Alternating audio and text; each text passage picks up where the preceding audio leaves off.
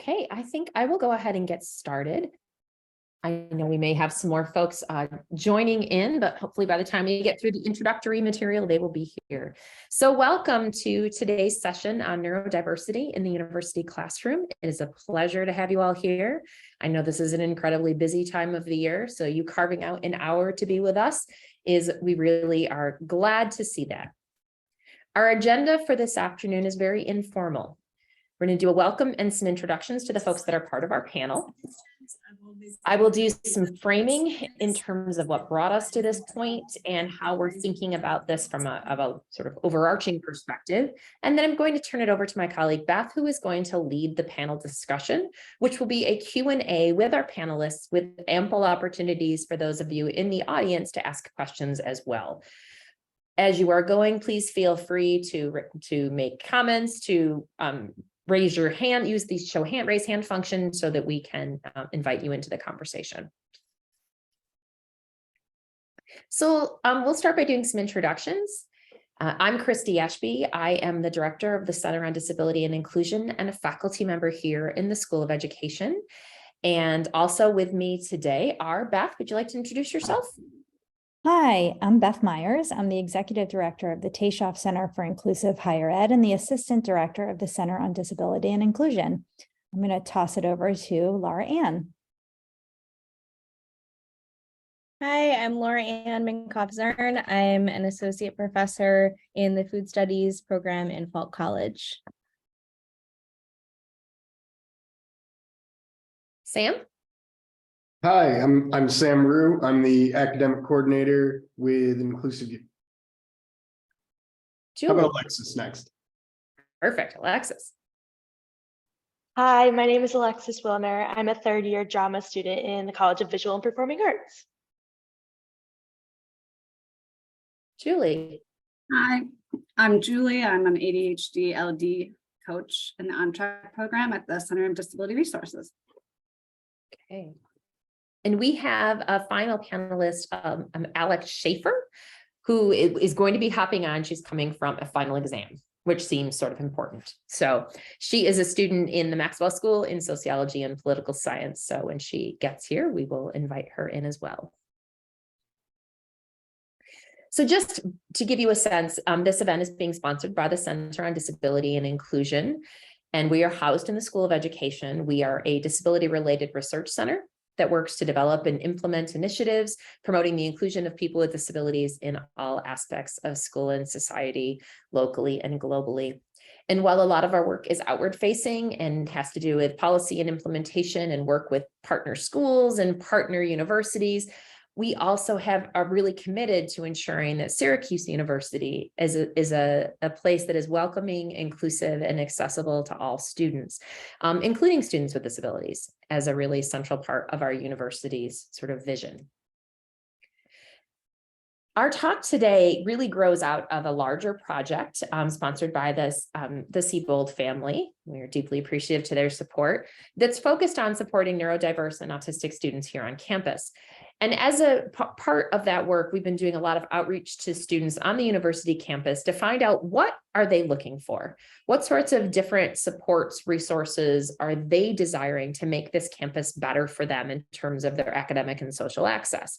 And we've heard 4 big categories from students. One is just an overall improved climate that feels welcoming and supportive of disability as an aspect of diversity. A second big theme has been looking for opportunities to connect with other people who identify as disabled, to affiliate with other neurodiverse students, more social opportunities, more awareness of how to find their people, right? That is a common theme that all students have on campus, particularly early on in their undergraduate career. So we've been working to try to provide some of those social opportunities. The third area is learning opportunities for students themselves to develop skills in different areas that perhaps they feel like they could use some support around. But the fourth area, and the one I would say that there was pretty consistent desire for, was to help build capacity of faculty and staff on this campus around meeting the needs of a variety of students, of really challenging who we think of as a college student and thinking about how do we provide supports, accessibility, resources, classroom structures that meet a wide range of students' needs. And that brings us to today's topic. I want to provide just this general framing, and then we're going to get into some much more specific areas and topics that Beth's going to facilitate. But this is when I think about how do you go about making a classroom space that is supportive of a wide range of learners? The first and most important is to ask the student. I think often faculty and staff are unsure if they should do that. Am I making the student uncomfortable? Am I putting them on the spot? You have to do it in a thoughtful way. But the idea of asking students what they need, not just at the beginning of the semester, but checking in. So always seeing students as the experts on their own experience and the experts on what works best for them. Starting from a universal design for learning approach, which is an idea that grew out of architecture and then grew into education, that we should design our classroom spaces with the widest range of users in mind right from the start, which reduces the need for retroactive accommodations after the fact. So if we think about the widest range of learners in the way students are going to access our instruction, the materials we're going to use, the ways, the activities we're going to design, and the ways students are going to be asked to respond to that learning, if we do that from the beginning, we already are about 10 steps ahead in terms of having to think about specific accommodations for students. A third overarching idea that I really think is important to building accessible classroom spaces is providing both structure and flexibility. That might seem like those are working at cross purposes, but I would argue we need to create structures that are predictable so students know what to expect, so they know how to enter into that space, both physical space and the sort of pedagogical space. But then we need to recognize that flexibility is always necessary. We need to be responsive to students' needs. We need to be responsive to the demands. And so we need to provide consistent structures, but not be rigid, which is really connected to my fourth big idea, which is as instructional staff and faculty, we need to always be constantly aware of that. I call the interplay between the demands of a space or an activity and functioning. I don't mean someone's capability. I mean how they're able to engage in that space at that moment in time. And that can be highly variable. If you're catching sight of it, I have a pretty large bandage on the side of my neck right now. So if we think about functioning, right now, I'm not functioning at my best, and I have to be aware of that, right? So we all know we come into these spaces and we're not static. There's a dynamic classroom space. And so we need to think about there's an interplay between what we're expecting of students and where they are at that moment in time, in terms of mental health needs, in terms of physical needs, in terms of cognitive load. And then finally, and this looks familiar, ask the students. I put it twice because it's really important. Now, obviously, there's a lot more specificity that we're going to dive into, but I think thinking about these big framing is really important. The last thing I'm going to say in terms of framing before I turn it over to Beth and the rest of the panel is I want you right now, you probably came to this event because you are either a student who identifies as neurodiverse or as seeking additional supports, as a faculty member who maybe has a particular student in mind, as a staff member who's thinking of a particular issue that has happened. I want you to think beyond that specific student to the whole range of learners that we're thinking about. And in our classroom spaces, that includes students who identify as disabled and who have registered with the Center for Disability Resources. Maybe they have accommodations. It also includes students perhaps that are auditing our courses, that may be students in the InclusiveU program or are auditing for other reasons. It may be students who are typically matriculated, have not registered as having any identified disability, but have needs that they are dealing with on their own. It may be just typical learners in your classroom who, for a particular reason or another, might need some additional support. So I want us to, yes, keep specific students and needs in mind, but realize that we're thinking today about how to create a class that's going to support a really wide and diverse range of learners. So given that bit of framing and that introductory sort of content, I'm going to turn it over to Dr. Beth Myers, who's going to lead some structured Q&A and invite opportunities for the audience as well. Beth, the floor is yours. Thank you. Hi, everyone. Thanks for that introduction, Christy. It's much appreciated. So the way we're going to do some Q&A today is we have some structured questions, and then we're also going to take questions from the audience, because I know a lot of you have questions and reasons why you specifically came here to pose to the panelists. So if you have questions that you would like to ask, feel free to either use the raise hand function or to type your questions into the chat.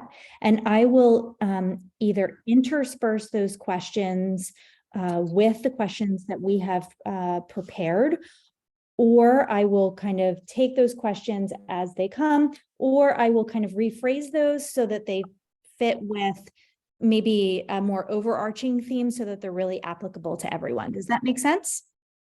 Okay, that's kind of the format of how this is going to go for the rest of the time that we have. So I'm going to start by kind of posing, and also this is a little bit conversational. I see that we actually have a lot of experts themselves in the audience. I know that we have some faculty members who have a lot of experience. We have some disabled folks who have a lot of experience in the world.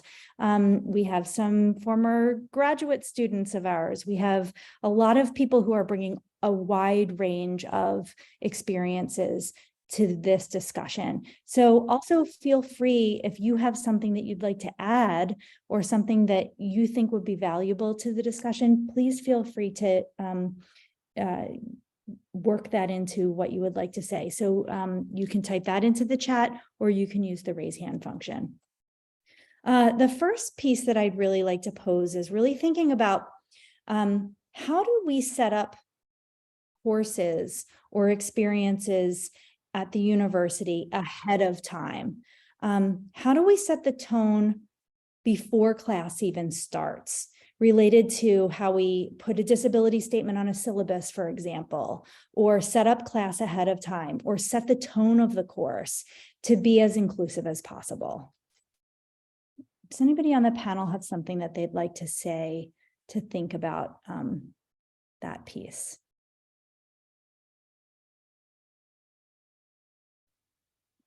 Maybe Christy, do you want to get us started? I know you have something you want to say about this. Sure. So maybe I'll let you get started and then we'll kind of kick it off from there.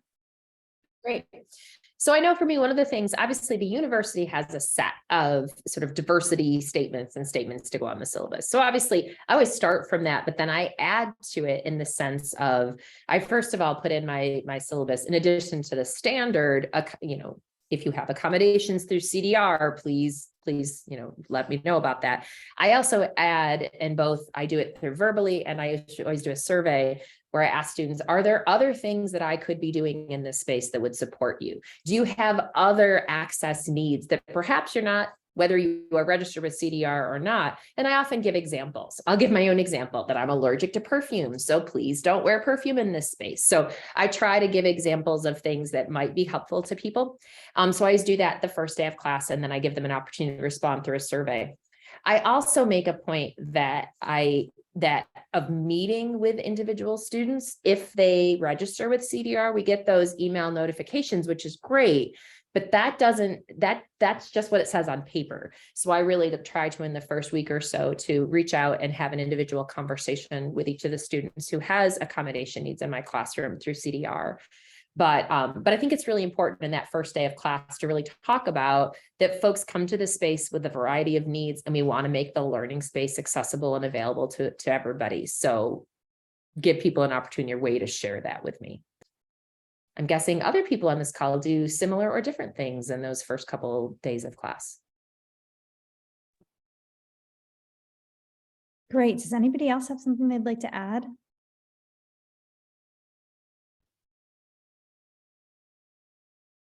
Okay. I know one of the things that I try to do on my syllabus is really to put in there that right from the beginning, that we are really working on setting up in really trying to be as inclusive as possible, really thinking about UDL in our classroom, and that people do not need a disability label to be able to access accommodations in my classroom. And although we encourage everyone who has a disability label to access accommodations through CDR, because that's a protection, that's not required in order to get accommodations in my classroom. And so I think that's something that is sort of set up right from the beginning. Also, that we have a lot of ways that we set up the classroom and that we set up the course in order to be universally designed. And so that those pieces are available for everyone, that we set up that course for everyone in that particular way. And, you know, we'll give some examples of that throughout this conversation. So going on to kind of the next question, and I'd love to hear from the students also, but I'd love to talk a little bit about sensory friendly issues. So thinking about maybe what some barriers are around sensory issues on our college campus, and how can we create a more sensory friendly climate in our classrooms? Alexis, do you have something you want to say? Yeah, something that I often experience is professors will allot a certain amount of time in the class for independent work after giving like a lecture or something. And in some of those situations, students will play music, and not a lot of professors will dictate whether or not, like they'll just allow it to happen, or even the professor will put on music without asking students if they're comfortable with that. So making sure that all students in the classroom are comfortable with music being played, that it's at an appropriate volume, especially because there's a lot of students, including myself, who struggle to concentrate when there's music playing. And so talking a lot and trying to, you know, continue to engage with the class while also saying that they should be working on something can be quite difficult. And then music being another layer on top of that.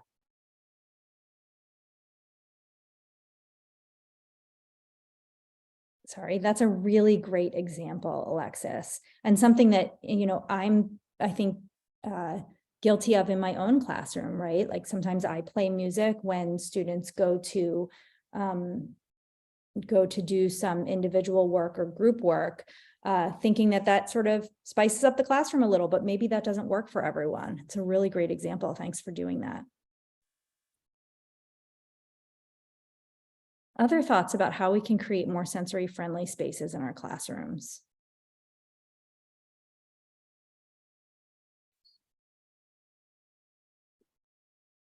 Julie.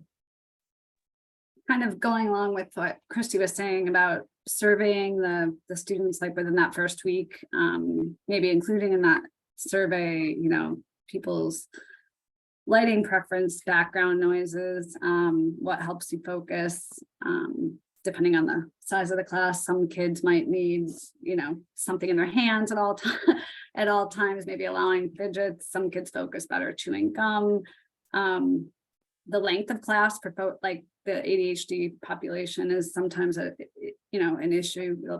They'll need to stand up and stretch, and being forgiving of, you know, of that would be also creating kind of a nice sensory climate. Great examples. Right, I have a box of fidgets that I bring to class and pass around and give out in class. Christy. I was going to say that's actually one of the things, Julie, I'm glad you said that I also say on the first day of class, which is you don't need to sit if sitting doesn't work for you and you would be more comfortable standing. If you need to get up, and I always tell students, you're adults, you need to go to the restroom, just go, like, because that's also saying if you need a break from this space, if there's something in the film we're watching that's bothering you, right? Like I try to make sure students feel empowered that there's lots of ways to be in that space. And standing is perfectly allowable. Wandering in the back of the room, if that works for you. I've had students who knit during class, and you know, and I have to admit, with the first time, I was like, well, I don't know how I feel about that. And then I realized, why is knitting different than me using the fidget thing that I have in front of me a lot of the time, right? So recognizing that there's lots of ways to be engaged, and that we have to think about what students need, not what feels typical to us. Great. Beth Ferry. Yeah, I was thinking in terms of sensory issues, but also all disability related and otherwise access issues. Sometimes one person's needs gets in the way of another person's needs. And the problem with UDL is it kind of makes it seem like you can create a space that's going to be great for everybody. But often you have to have a really honest conversation about what people need and how do we work that out. And if someone's access needs, like for music, distract you, then we have to have a negotiation and conversation. How can we make both of those things equally valid and work it out? And I think that the conversation piece that you started with is really important for that kind of thing, because people think that they're doing UDL, but really that UDL is hard. It's just not that easy because we're all different and what we need are different things.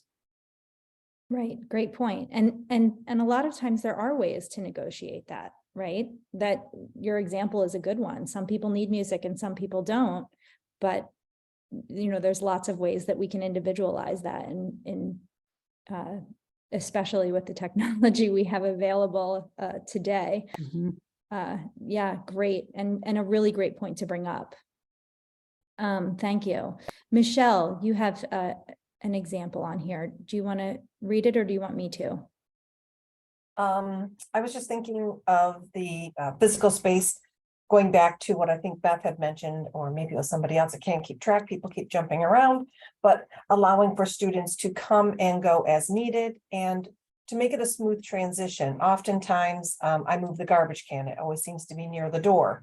And just potentially move some tables so that anyone who is on crutches or having ambulatory issues or needs does not bump into things, because that creates what I've noticed, it can bother someone who's in a wheelchair, who's bumping into things, who's trying to navigate and negotiate tables, etc. So something that I keep in mind when doing a seminar. Great example. And we know that's not always possible, right? We don't all have movable furniture in our classrooms. Some rooms at the university, you can't rearrange things, but some you can, right? So how can we be thoughtful about how we use the space that we're in? Good example. Renee, do you want to share what you posted? Yeah, so we really emphasize with our students as well that it's okay to get up and take a break whenever you need. And I was co-teaching with someone, and we built in kind of a policy of where if they missed any content or they were, to come chat with us directly, and we're happy to make up and kind of build on those conversations, but they shouldn't fear that they're going to be missing something or be penalized because they needed to go take a break or leave the room during some point of the class. Thanks. Great, thank you. And then Karen, I would love for you to say what you typed in the chat, or I'm happy to read it if you don't want to, because it actually leads into another question that I have. So would you be willing to read that? Hi, Beth. It's Karen. Hi, Karen. Hi, everybody. Lauren's not comfortable speaking on tape or being on camera, and I respect that. She's here with me, though. It's her last day of class forever and ever, unless she goes and gets a master's degree. So, hooray. Yes, we're very excited. She's got one more class this afternoon, and then she's finishing up. So I'll just read it out loud. It would be helpful to students to have the option of working alone instead of being required to work on group projects. And this is coming from my daughter, Lauren, who's the inspiration for the program that we're trying to pilot there at SU. And she had a very late diagnosis at age 19 with autism spectrum disorder.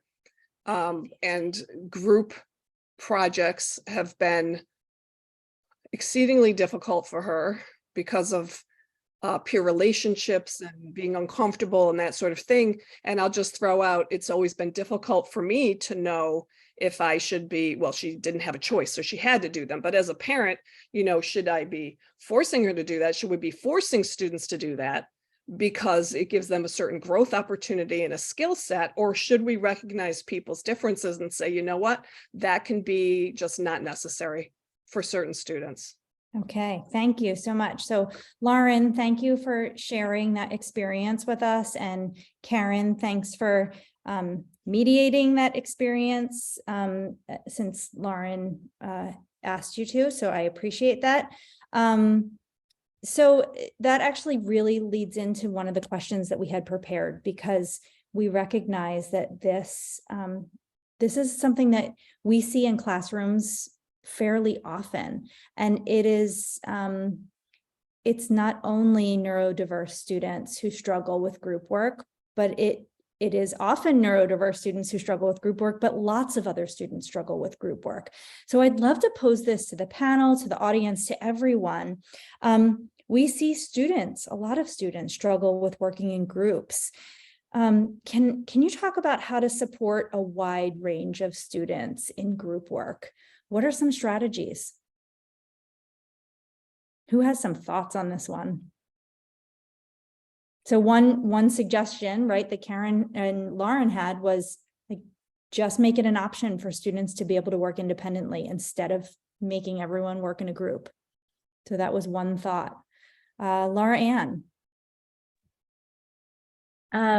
So I'm having a retroactive idea after I'm struggling with this particular semester as everyone's talking, and I'm on the panel, but I don't necessarily think I have much more insight than other faculty here. But I did struggle with this with group work this semester. I think part of it has to do with, and I'd love to hear more from other people that know, we had talked preparing for this about like the legal aspects of how to communicate students' differences to other students that aren't aware, and how that works into group work, you know, in terms of who should be communicating it, how it should be communicated. I think in retrospect, I was very afraid to certain students complaining about other students, you know, not doing their level of the project. From my perspective, I knew about the different abilities in the group or the differences in the group.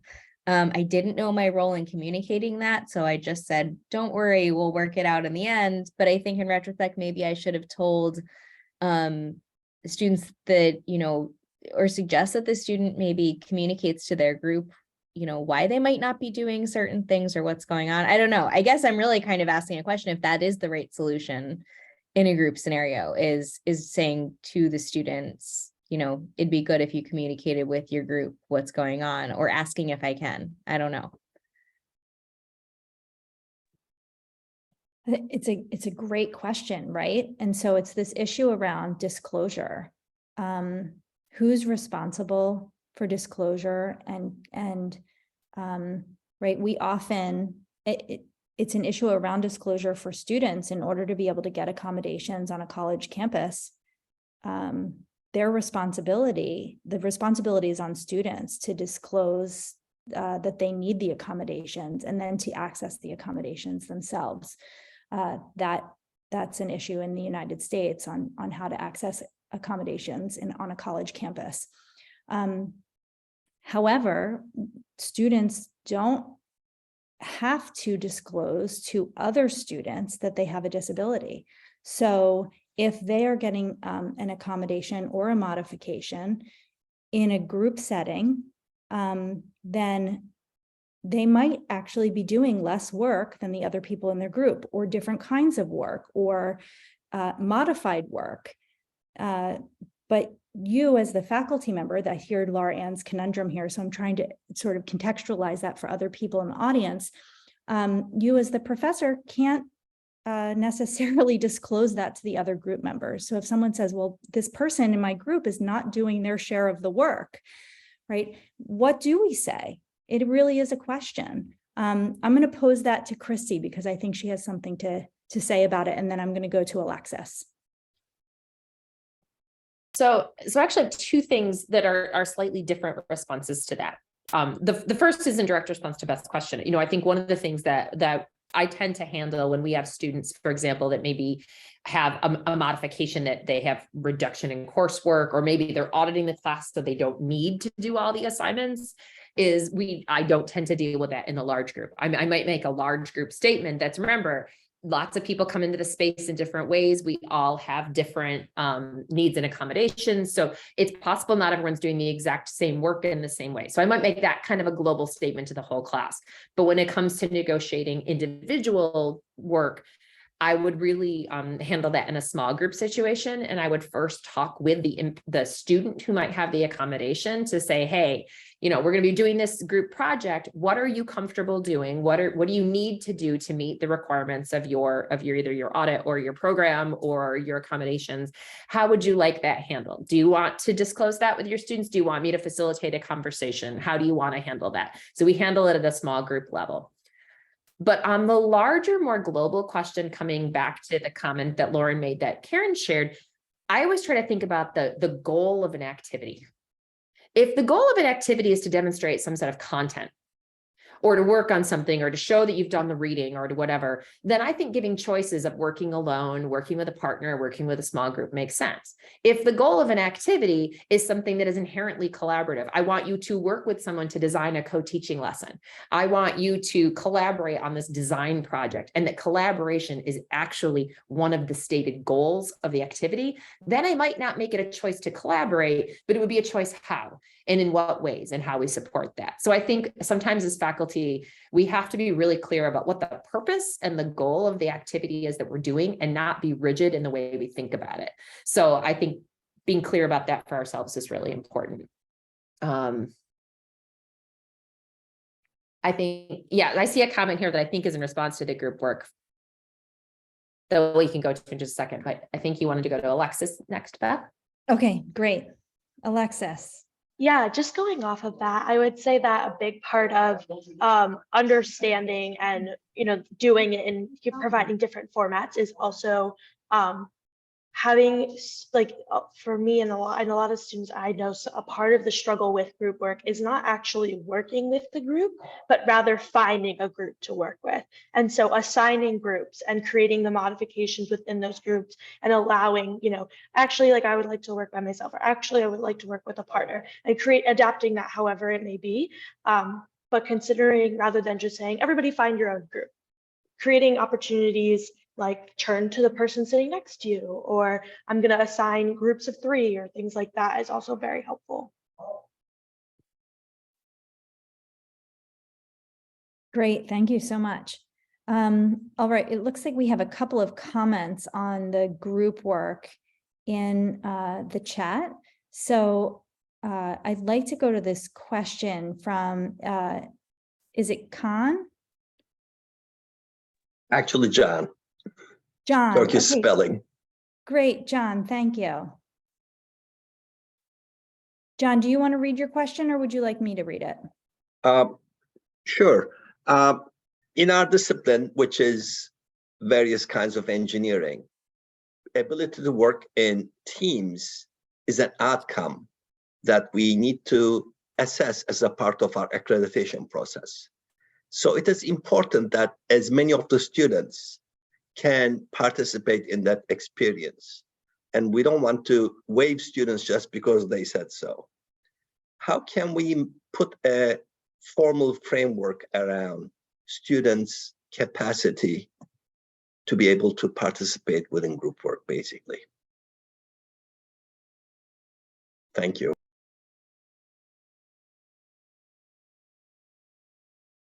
John, thank you.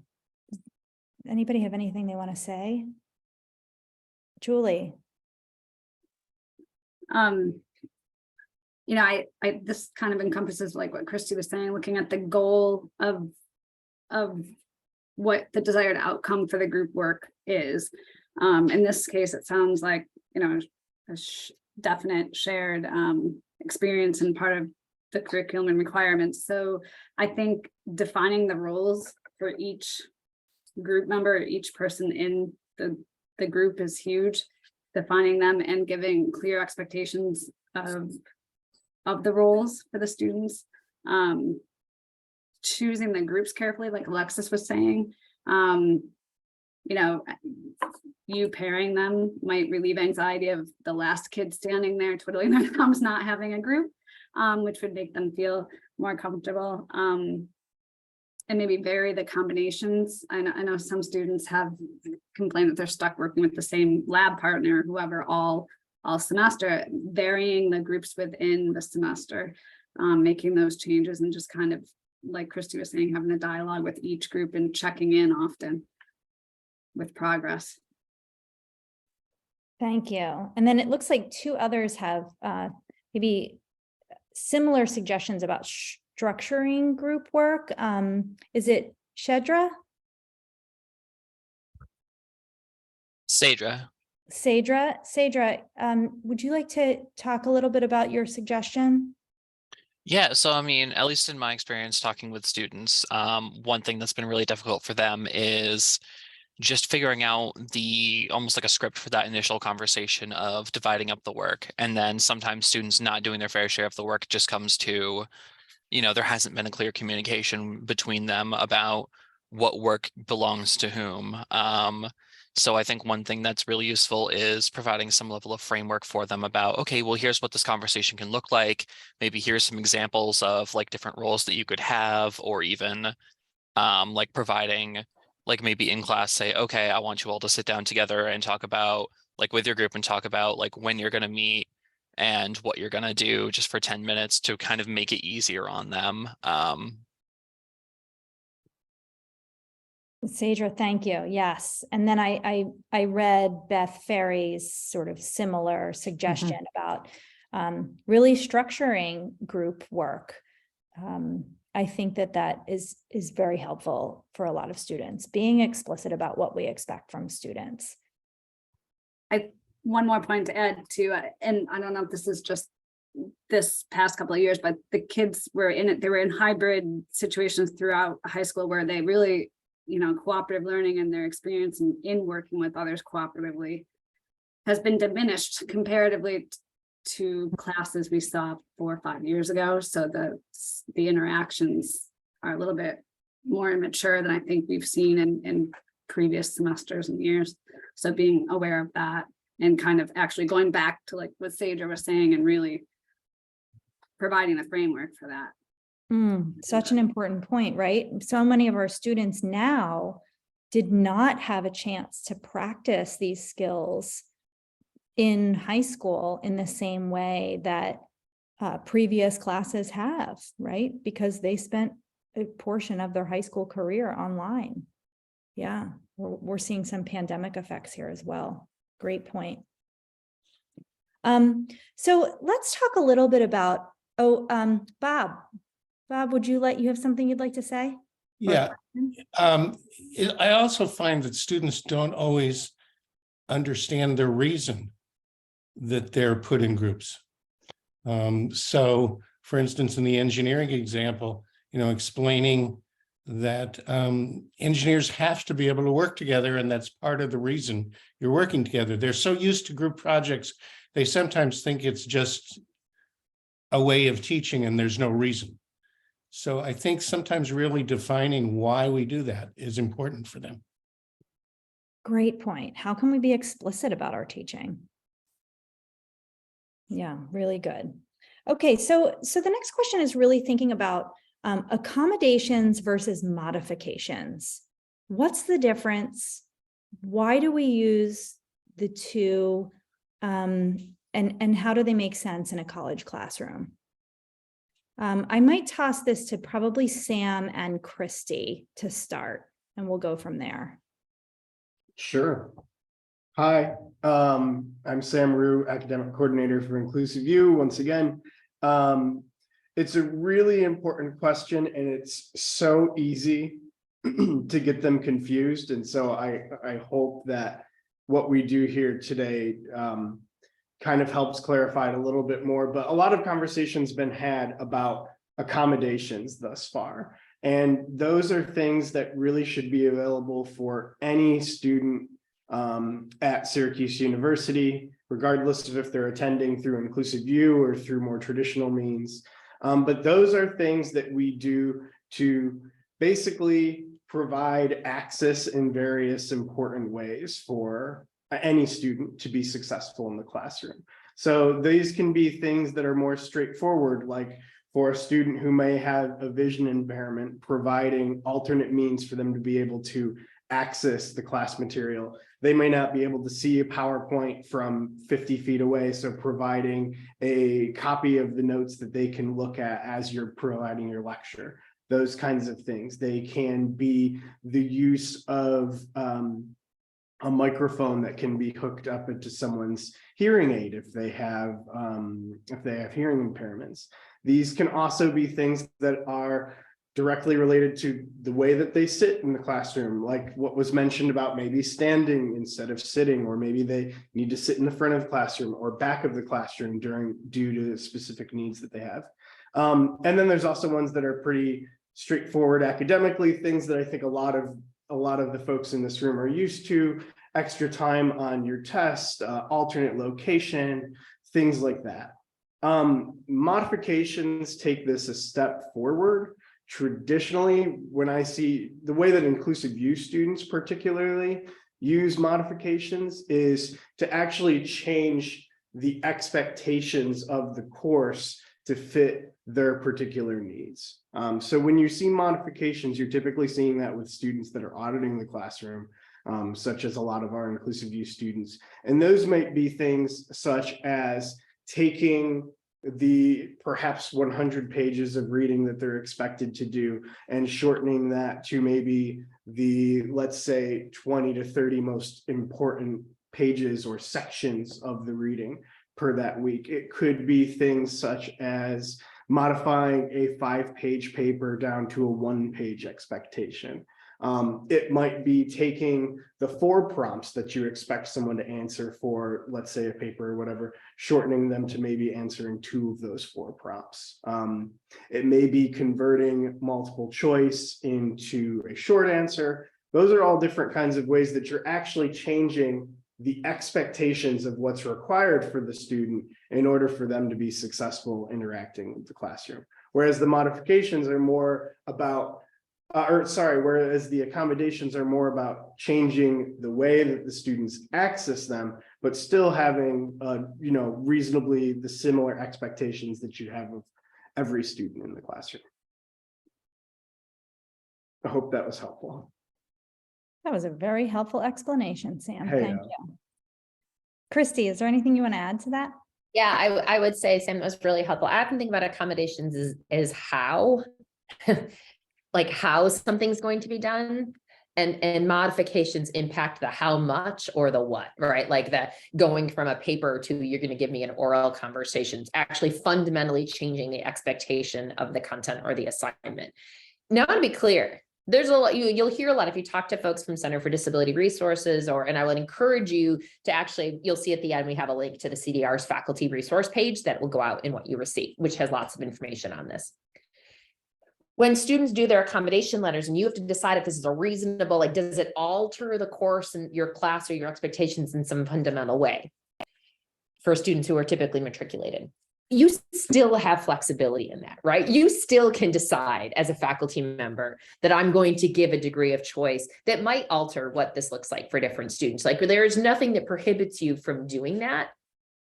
But we do want to be clear about whether we are changing the way in which someone engages with something or how much we're expecting them to learn, particularly if it's meeting an accreditation requirement or meeting some sort of requirement for their graduation. So those are kind of nuanced discussions. And I would argue, if you're ever not sure, call somebody in CDR. They are really helpful people. And they can help you talk through, all right, the student, we're seeing this a lot with students who have attendance modifications, that they can miss a certain number of classes. Well, we have to talk about that. I'm in a teacher ed program. How does that work if somebody's in a field placement and they need to be instructing actual live students? How do we handle that? So don't sit and go, I don't know what to do. Talk to somebody and ask for some clarifying questions, because I know I see Julie shaking her head. They're helpful people over there. Sam, I see your head. The conversation, the better. The beginning of the semester, it's great. We welcome all that. Clarifying at the beginning is so much better than like the retroactive questions or problems that arise later. Yeah, and so I just wanted to add, and this has been kind of hinted at a few times throughout this conversation, something that really even, like, I wouldn't say supersedes, but it might not be impacted by accommodations or modifications, but can be helpful for every student in your classroom, is to really develop multiple modalities for assessment, is to truly offer choice in how students show you what they've learned in a certain way. That something as simple as just a paper for every student is not the best way to truly figure out what a student has learned. To be able to offer the choice for, you could do a paper, or you could do a presentation, or you could do a music video, or you could like, the more choice you give students to be able to express their learning in creative ways, not only are you going to truly figure out just the amount that they've learned, but also I think big picture, it's more exciting for you as a professor to really see students dig in and show their creative side and be able to express what they've learned through their passions. It keeps things exciting. If you have the same kind of assessment every semester, I think it can get a little, it might get a little boring. And so it's also fun for you. It might be a little bit of work on the front end, but I think in the long run, it's a lot more exciting, and you really see students rise to the occasion when they're given that choice. Great. Sam, that actually leads us into the next question, which is, what are some other ways that we can talk about and think about assessment? How can we make assessment more accessible? And so one of those ways that we just talked about was choice. So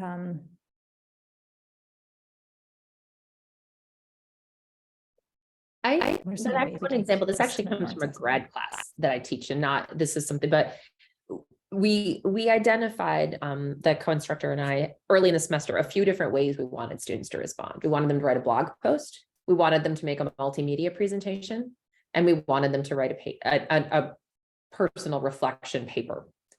So everybody needed to do those things. We had lots of flexibility in how that happened, but they got to decide over the course of the semester what form of response they were going to apply to what topic.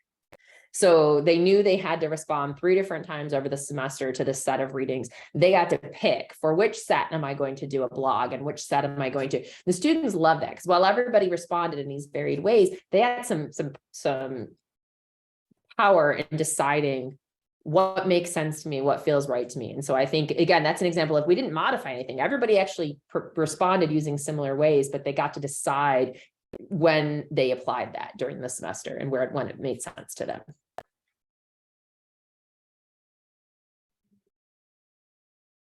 Great example.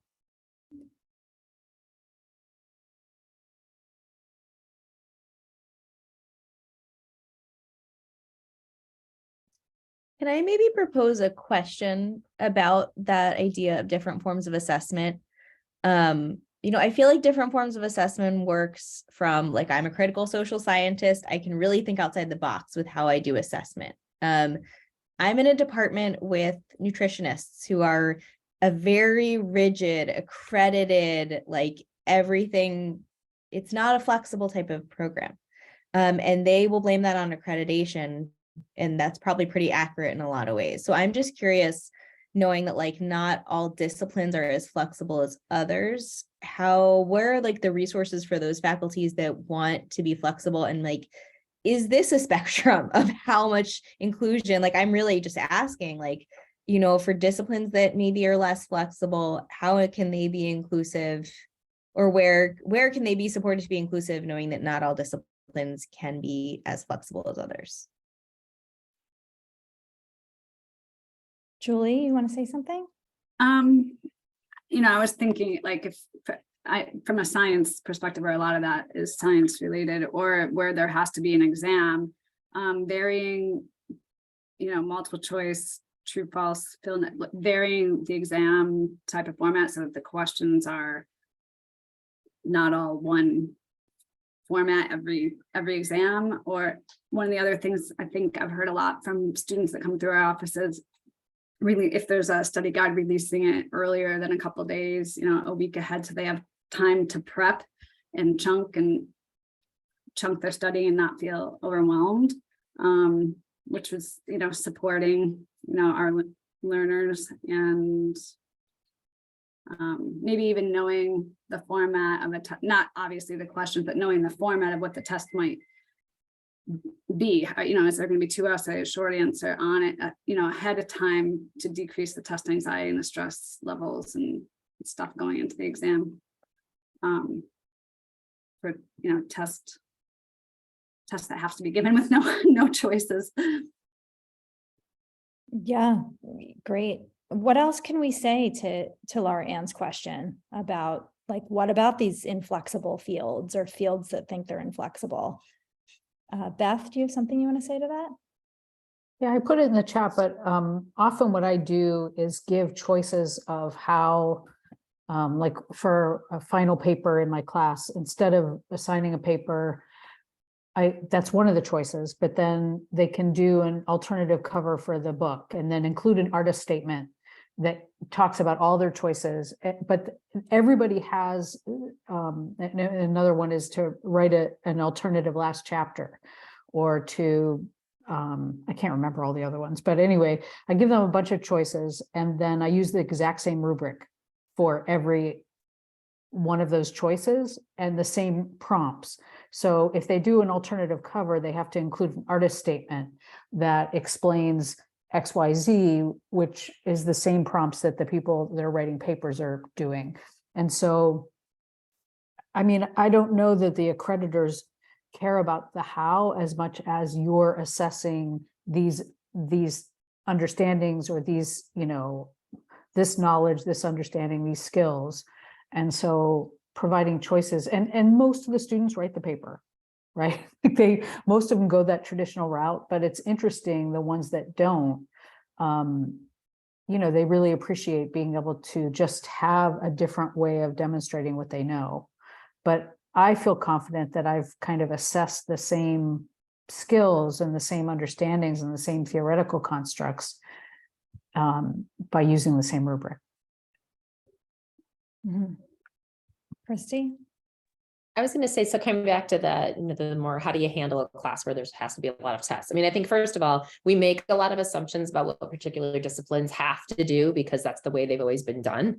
So, but if obviously there are disciplines where we need to know that somebody has mastered this content and can do this statistical problem, or so I think there's a couple things to think about. One has to do with what you use as the subject matter that people engage with. Like, what are the examples if it's applying something? Can we think about that in ways that might connect with students? Thinking about mastery learning and giving students opportunities to do something more than once. Making sure students have a way to practice what's going to be expected for them on the exam. Thinking about being explicit about structure and format ahead of time, and Julie commented on that, and I feel like that's really important, like knowing what it's going to look like. Yes, having well-defined rubrics. Also potentially thinking about how many questions you're going to ask somebody to respond to. I think sometimes we overload folks, and that in itself becomes really overwhelming. And thinking about, is this an opportunity when they could have a resource with them? Can they have some sort of formula guide with them? And is that something that's possible within that discipline? So I think thinking about really making sure people know what to expect when they go into those, and knowing what they're going to be evaluated on. Okay. Alexis, is there anything else that you wanted to share about your experience in the classroom, or about like thinking about accommodations with materials? Absolutely. One of the most prevalent things that I've experienced is despite having my accommodation letter sent out at the beginning of the semester, and many of my professors right away just going through it and signing off on it, et cetera, saying that they agree. A lot of the times in the classroom, those accommodations aren't automatically put in place, and I still have to advocate for them to get put in place.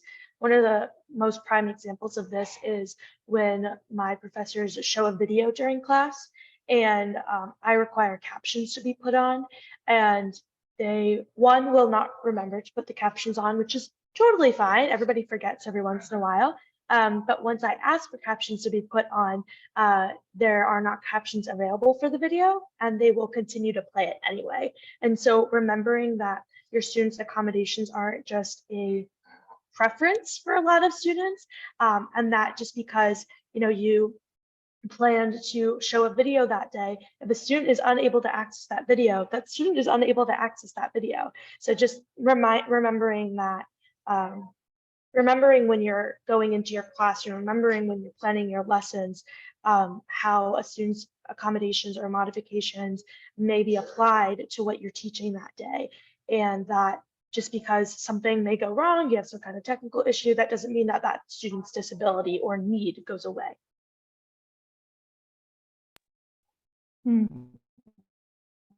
Great, thanks. Great point, Alexis. Thank you for sharing that experience. I was going to add to that. It made me think of a time I had a student in my class who came in with an accommodation letter, and I had highlighted a few things on the accommodation letter and said to her privately before class, can I talk to you about a couple of these accommodations? I just have a few questions, and I wanted to talk about how you can access this class and what kinds of things that I need to do. And later she nominated me for an access award. And I thought, oh, how terrible, right? Like I should be thinking, oh, how great that I got this like access award, but I also thought how awful, right? Am I the only person in her experience that like actually paid attention to her accommodation letter? All I did was ask her a few questions about how to meet her needs. Like this should be standard for how we're thinking about the letters that our students bring to us that list their accommodations. So really, I think we need to rethink the whole system. We are just about out of time, but I think we probably have time for probably one or two more questions from the audience, I think. And there's a lot more going on in the chat. We didn't get to everything. I thought maybe we'd be able to call out some of it, but I just want to acknowledge that I really appreciate what everybody's put in here. There's a lot of great information that people are putting in, particularly about UDL and other things about experiences. So I'm really appreciative of the conversation that's happened here today. Are there other questions or comments that anyone wants to add before we close?